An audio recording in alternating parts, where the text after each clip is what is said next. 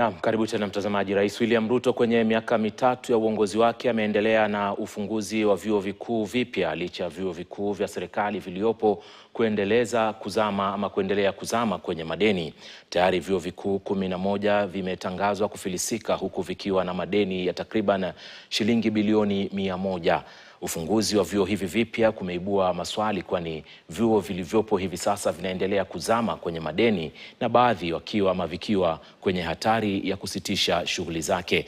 Ian Keitani anaarifu zaidi. Ripoti na takwimu zilizowasilishwa mbele ya bunge sasa zimeweka bayana shinikizo la madeni miongoni mwa vyuo vikuu vya umma nchini.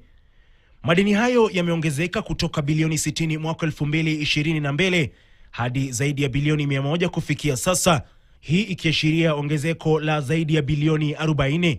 Takwimu hizo zikifichua changamoto la madeni chini ya miaka mitatu ya uongozi wa Rais William Ruto. Miaka mitatu baadaye, badala ya kusimamisha kuongezeka kwa vyuo vikuu nchini, Rais Ruto amefungua vyuo vingine vipya, ikiwa ni pamoja na chuo kikuu cha Bomet, Nyandarua, Kabarnet, Open University of Kenya na chuo cha Kenya cha sayansi na teknolojia. Chuo kikuu cha Egerton kina madeni ya bilioni 25.5, chuo kikuu cha Nairobi bilioni 16.9, chuo kikuu cha mafunzo ya TUK bilioni 14.3, chuo kikuu cha Kenyatta bilioni 12.7 na chuo kikuu cha Moi bilioni 10.3. Katibu mkuu wa elimu Beatrice Inyangala aliliambia bunge la kitaifa kuwa vyuo vikuu 11 vimefilisika na kufilisika kwao kumesababishwa na upungufu wa ufadhili kutoka kwa serikali. Ili kupata suluhu, serikali ilibuni mfumo mpya wa ufadhili kwa wanafunzi ambao Rais Ruto alidokeza ulinuia kusaidia wanafunzi kulingana na uwezo wao. Mfumo huo ukianza kutekelezwa rasmi mwaka 2023. Mfumo huo ulitarajiwa kusitisha ufadhili wa chini kwa vyuo vikuu ambao ulishuhudiwa chini ya mfumo wa awali.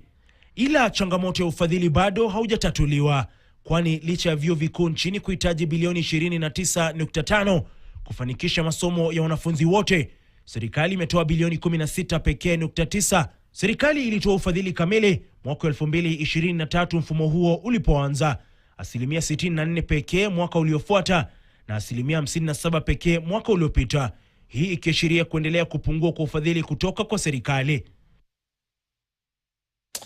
Kwingineko, katibu mkuu wa muungano wa vyama vya wafanyikazi nchini KOTU Francis Atoli amewataka waajiri kuwajibika kuhusu maslahi ya wafanyikazi hapa nchini.